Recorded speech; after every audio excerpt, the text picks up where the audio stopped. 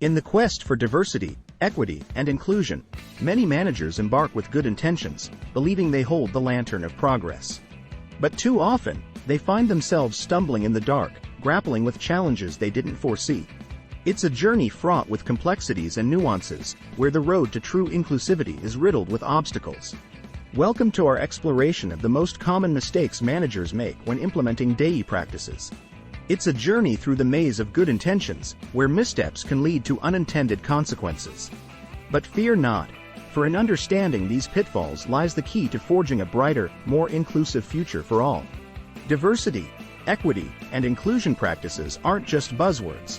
They're the heartbeat of organizational success. They breathe life into teams, fostering innovation, creativity, and a sense of belonging.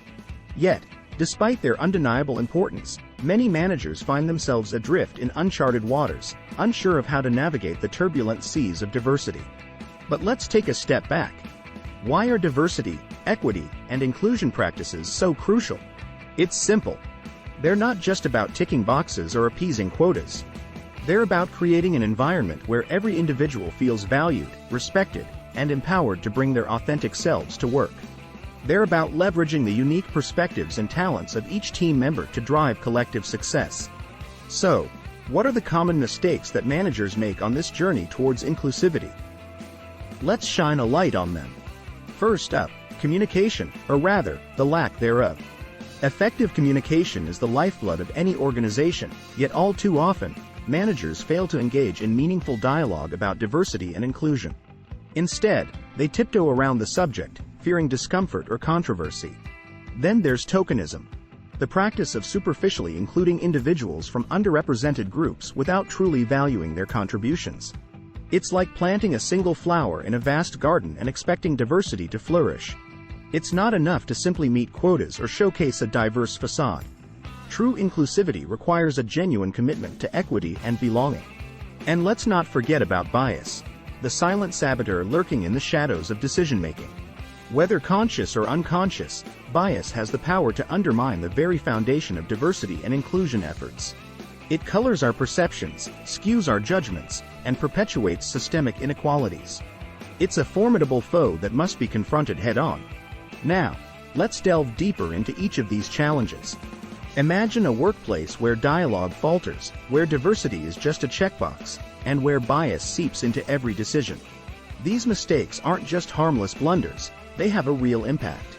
They erode trust, stifle innovation, and drive away talent.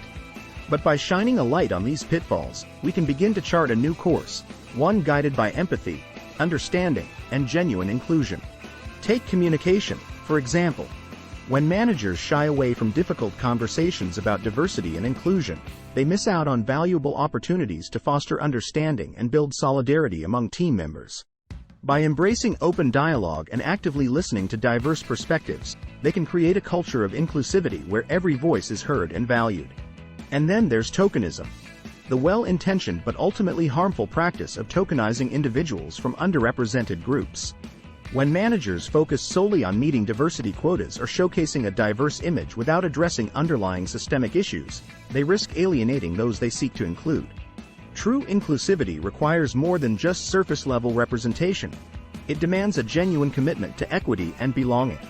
Lastly, let's shine a light on bias, the invisible force that shapes our perceptions, influences our decisions, and perpetuates systemic inequalities. Whether conscious or unconscious, bias has a profound impact on our interactions in the workplace. It can manifest in hiring decisions, performance evaluations, and everyday interactions, creating barriers to inclusion and advancement for marginalized individuals. By acknowledging and addressing bias, managers can create a more equitable and inclusive workplace for all. But here's the pivotal moment. Successful DEI implementation isn't about lip service or ticking boxes. It's about an ongoing commitment to education, genuine inclusivity, and a culture that celebrates diversity. It's about recognizing that diversity is not just a metric to be met, but a strength to be embraced. It's about creating a workplace where every individual feels valued, respected, and empowered to succeed. So, let's recap. Effective DEI practices require proactive communication, genuine commitment, and a keen awareness of bias. It's time to move beyond token gestures and embrace meaningful change. By confronting these common mistakes head-on, we can pave the way for a more inclusive and equitable future, one where every individual has the opportunity to thrive.